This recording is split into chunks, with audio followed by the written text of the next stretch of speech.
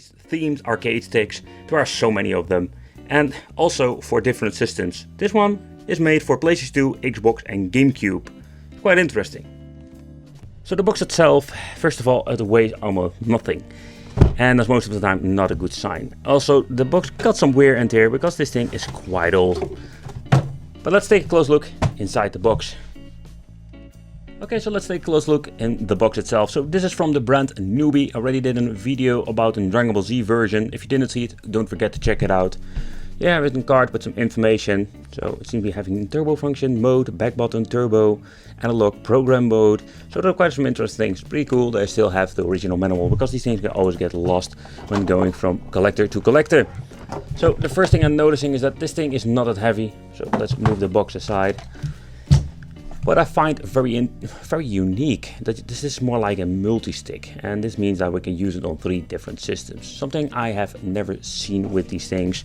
Most of the time we're only having PlayStation 2, PlayStation 3, sometimes with PC. But there is no PC, there's no USB connection, but we're having like the Xbox Classic, the GameCube and the PlayStation 2. And I'm guessing you can also use it on PlayStation 1, but not with every single game. But that is more like an extra thing. Holy crap.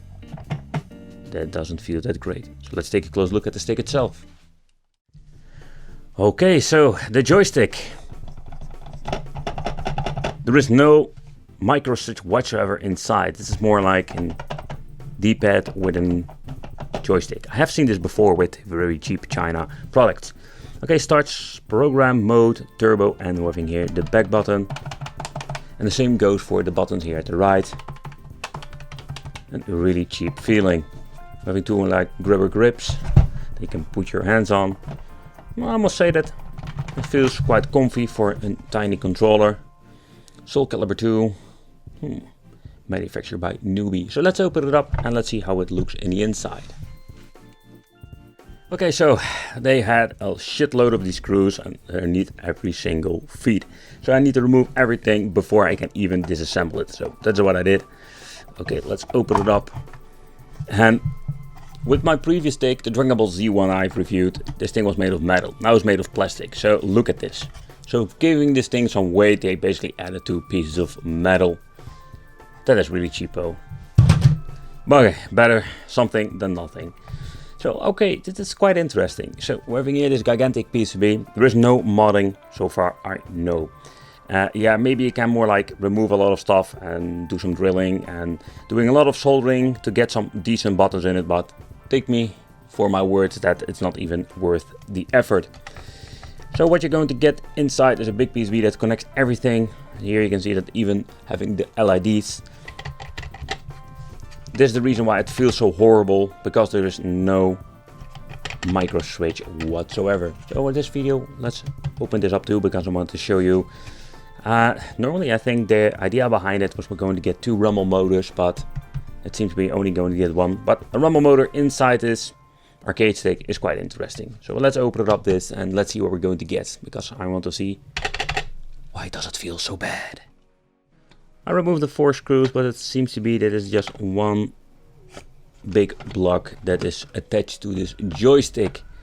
And I don't see any screws left, so I'm guessing they glued it together. But it will give you a little bit of an idea. There is a spring inside. You can see, maybe you can see it on the video, maybe not. It's basically the same like a D-pad. You just press it, and that's the reason why it does feel like a very cheap stick, because there is no actually micro switches in the inside. I would love to open it up, but when I'm opening it up, I think I cannot even put it back together. Oh, there's a piece of plastic in here. Nevertheless, let's put it back together and let's play some games. Let's see how responsive this thing is. Of course, the game that we're going to play is Soul Calibur 2. And you can see there is quite a travel between I'm going to get any interaction on the screen.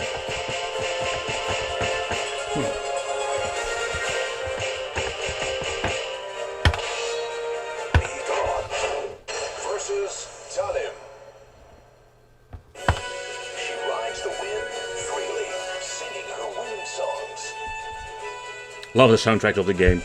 Don't worry, Tom. Believe in yourself. Okay. Crap.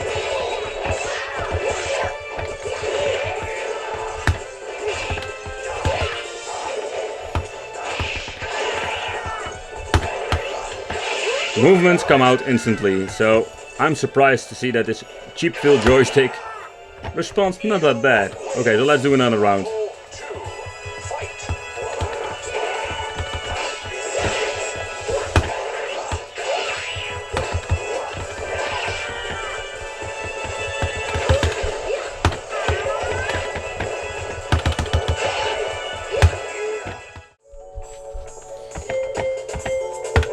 Okay, let's try Super Street Fighter 2, or what is it? Super Street Fighter 2 Collector Edition. Nevertheless, it's a great game to test out. The joystick.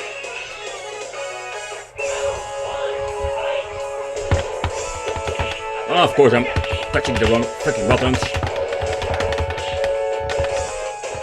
Ken! Relax!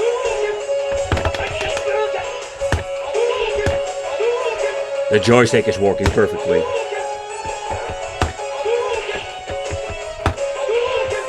Whew. Oh, he just pinched me in the balls.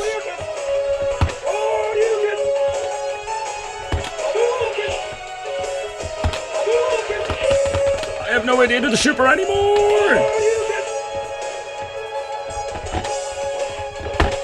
Or something like that, but I don't know! Just do it! Oh! I needed to win.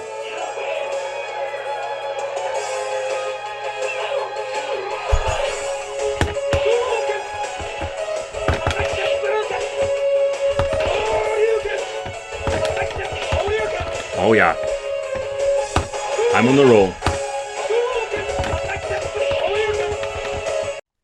To be honest, I'm really surprised with this Soul Calibur 2 arcade stick.